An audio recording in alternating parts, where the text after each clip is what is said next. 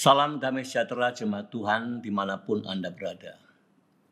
Jumpa kembali dalam topik renungan hari ini, siap menghadapi badai. Sebuah tema yang patut kita menjadi perhatian penting buat setiap orang percaya. Siap menghadapi badai. Kata siaplah yang akan menjadi fokus perhatian kita. Siap berarti prepare. Jadi ada preparation. Ya. Sebagai contoh, kalau ada peristiwa mendadak minggu depan, sepanjang minggu ini akan ada hujan lebat, lampu mati. Kalau setiap rumah tangga tidak siap,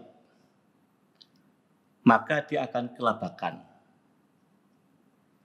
Contoh lain, kalau tiba-tiba seorang karyawan mendapat PHK yang mendadak. Kalau dia nggak siap, secara finansial juga nggak siap, maka dia akan kerepotan, saudara. Nah, yang saya maksud dengan siap menghadapi badai adalah badai kehidupan. Seperti kita tahu, di dalam dunia ini banyak hal-hal yang bisa muncul tiba-tiba. Banyak masalah-masalah hidup yang bisa mendadak muncul tiba-tiba. Entah itu kadarnya berat atau ringan. Ini yang saya maksud badai. Dan setiap manusia pasti akan mengalami berbagai macam tipe badai kehidupan. Hari ini bukan cuma kita yang di Indonesia, tapi seluruh dunia. Ini ada badai yang tiba-tiba muncul. Pandemi yang masih belum berakhir sampai hari ini.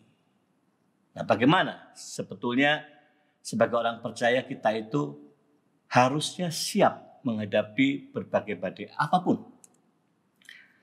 Kalau kita tidak siap, maka akan ada goncangan di dalam kehidupan kita, baik secara pribadi maupun di dalam keluarga. Dan ini sangat membahayakan. Ya. Nah, saudara, kita akan belajar analogi sebuah pohon. Kita tahu pohon itu ada akar. Ya.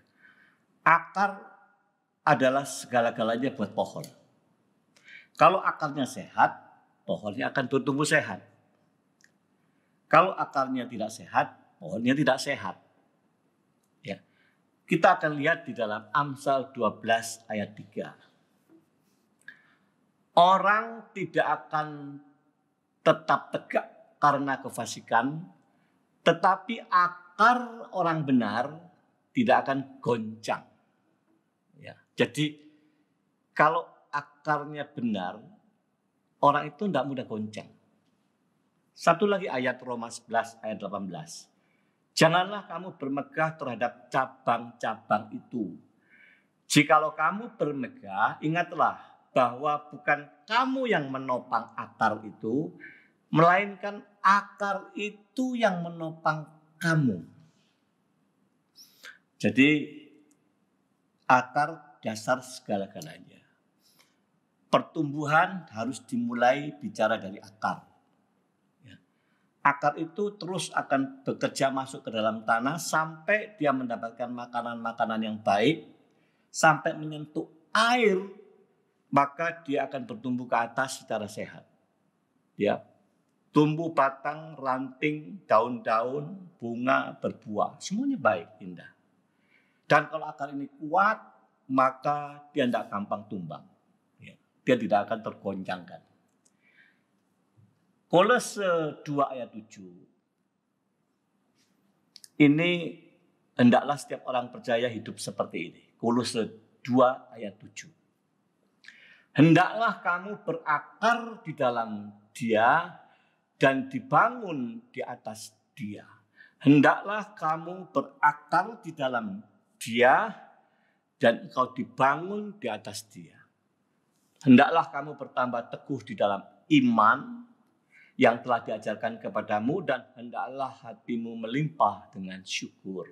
Yang menjadi perhatian kita, hendaklah saudara dan saya ini mengakar di dalam Dia, mengakar di dalam Dia dan dibangun di atas Dia. Saudara, Kalau orang percaya tidak pernah mengakar, hidupnya akan goyah, hidupnya rapuh. Nah, persis seperti analogi tadi pohon, akar itu terus masuk ke dalam mencari air. Orang percaya juga begitu, harus mengakar, harus sampai mendapatkan air. Air itu air kehidupan.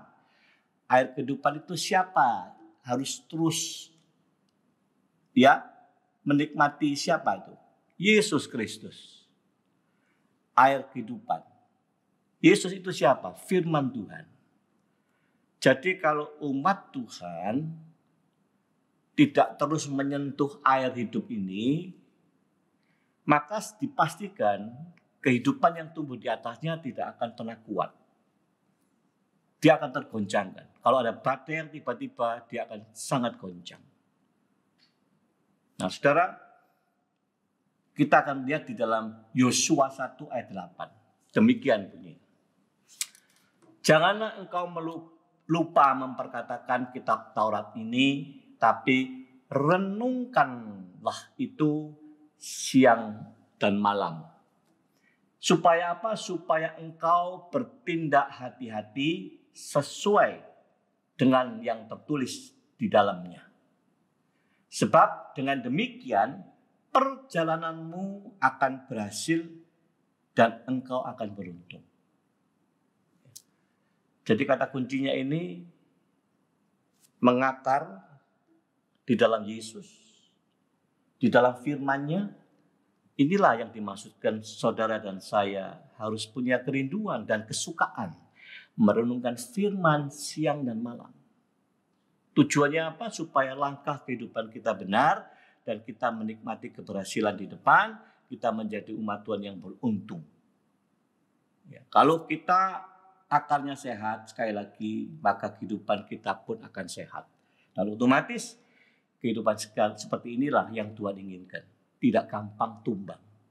Nah, bagaimana dari akar ini bertumbuh? Ya, dari renungan ini. Semuanya dari merenungkan firman. Ini akarnya. Ya, dari merenungkan firman akan terus muncul yang pertama, timbullah sebuah kesadaran baru. Muncul kesadaran baru. Dari kesadaran baru terus akan berlanjut, muncullah sebuah keyakinan baru. 1, muncul kesadaran baru. 2, muncul keyakinan baru. 3, muncul pikiran-pikiran baru. Yang keempat, akan muncul kelakuan perilaku yang baru. Perilaku yang baru kalau terus-menerus dikerjakan, maka orang itu akan menemukan sebuah gaya hidup yang baru. Terbentuklah manusia itu bangunan yang baru. Bangunan yang seperti ini, yang asalnya dari akar merenungkan firman Tuhan yang kuat, dia nggak mudah goyah, saudara. Ya, ini yang saya maksud. Marilah setiap anak Tuhan, kita ini day and night itu harus siap. Segala sumber kekuatan itu dari firman Tuhan. Demikianlah kiranya renungan hari ini akan menyiapkan semua umat Tuhan. Sehingga badai apapun di tahun yang baru ini, kita tidak mudah goyah.